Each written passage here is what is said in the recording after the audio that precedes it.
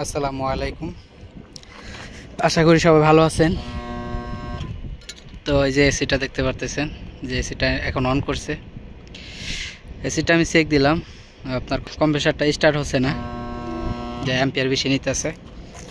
ক্যাপাসিটারটাও আমি চেঞ্জ করলাম, তারপর স্টার্ট নিতেছে না। দেখাই অ্যাম্পিয়ারটা কত নাই।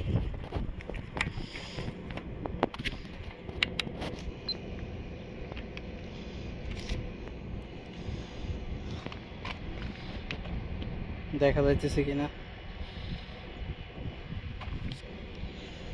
ক্যাপাসিটারটা চেঞ্জ করলাম,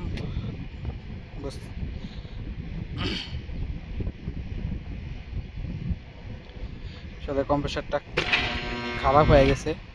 41 নিতেছে এটা অ্যাম্পিয়ার।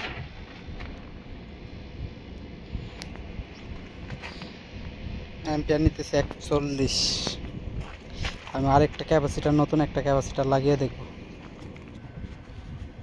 এসিটার আপনার ক্যাপাসিটার চেঞ্জ করে দেখলাম, স্টার্ট নিতেছে না। কম্প্রেসারটা খারাপ হয়ে গেছে, রোটার টাইটকে গেছে, কম্প্রেসারটা স্টার্ট হইতেছে না। তো এখন হয়তো কম্প্রেসারটা চেঞ্জ করতে হবে, আর কোনো রাস্তা নাই।